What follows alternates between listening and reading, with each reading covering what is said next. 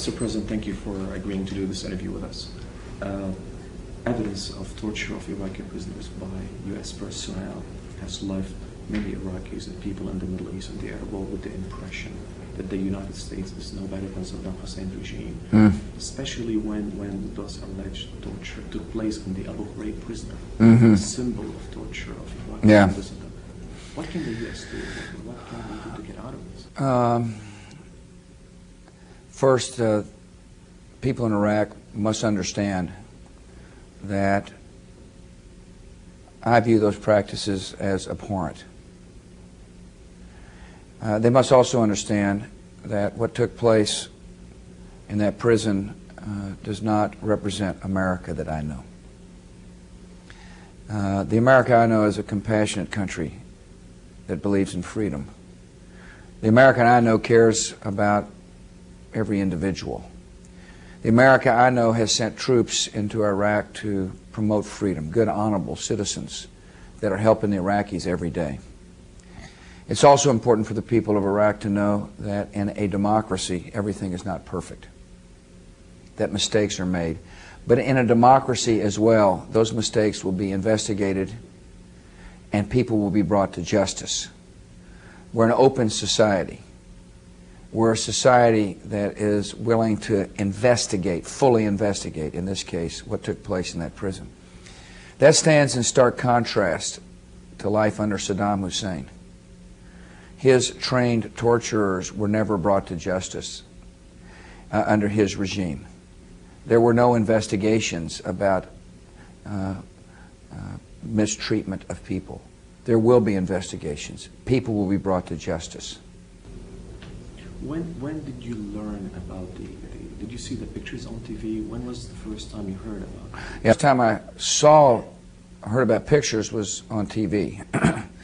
However, as you might remember, in early January, General Kimmett talked about an investigation that would be taking place about alleged improprieties in the prison. So our government has been in the process of investigating. And there are more than two investigators, multiple investigations going on, some of them related to any criminal charges that may be filed. And in our system of law, it's essential that those criminal charges go forward without prejudice.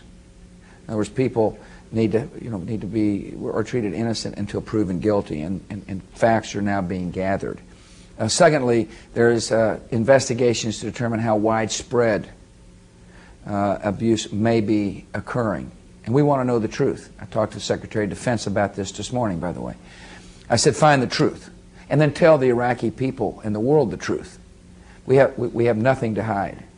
We believe in transparency because we're a free society. That's what free societies do. If there's a problem, they address those problems in a forthright, upfront manner, and that's what's taking place. Mr. President, and a democracy and a free society, as you mentioned, people investigate, but at the same time, even those who are not directly responsible for these events take responsibility.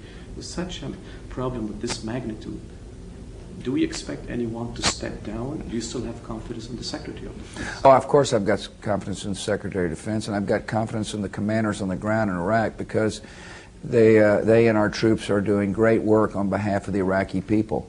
We're finding the few that wanted to try to stop progress toward freedom and democracy. We're helping the Iraqi people stand up a government. We stand side by side with the Iraqis that love freedom. But people will be held to account. That's what the process does. That's what we do in America. We fully investigate.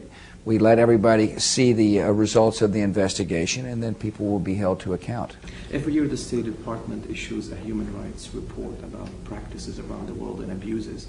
And we call upon countries every once in a while and put pressure on them to allow International Red Cross to visit prisons and detention center. Would you allow the International Red Cross and other human rights organizations to visit prisons under the control of the U.S. military? Of course we'll cooperate with the International Red Cross. They're a vital organization, and we work with the International Red Cross. And you're right, we do point out human rights abuses. We also say to those governments, clean up your act. And that's precisely what America is doing. We've discovered these abuses. They're abhorrent abuses. They do not reflect the actions of these few people do not reflect the hearts of the American people. The American people are just as appalled at what they have seen on TV as the Iraqi citizens have. The Iraqi citizens must understand that. And therefore there will be a full investigation and justice will be served. And we will do to ourselves what we expect of others. And when we say you've got human rights abuses, take care of the problem, we will do the same thing. We're taking care of the problem. And it is unpleasant for Americans to see that some citizens, some soldiers have acted this way. Because it doesn't, again, I keep repeating, but it's true, it doesn't reflect how we think. This is not America. America is a country of justice and law and freedom and treating people with respect.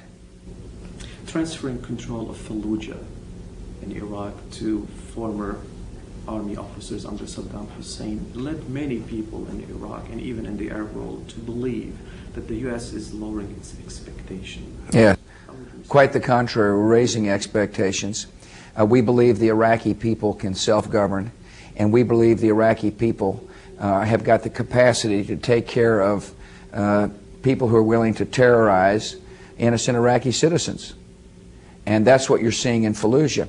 As a matter of fact, the general in charge of the operation in Fallujah had been imprisoned by Saddam Hussein. So he felt the vindictiveness of the Hussein regime. And I've got confidence that Iraq will be a peaceful, self-governing nation. And I also have confidence that with help, the Iraqi security forces will be strong against foreign terrorists and others who are willing to kill, and criminals who are willing to try to wreak havoc in the society. Listen, there are thousands of innocent Iraqis who are dying at the hands of these killers. And we want to help decent, honorable Iraqi citizens bring peace and security to Iraq. So there is no reversal in policy of de-Baathification?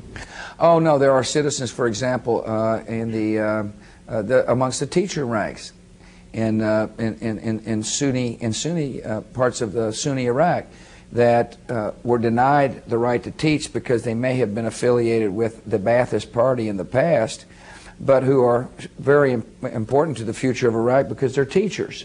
And of course they are now being let back in the classroom, not to spread political propaganda, but to teach children.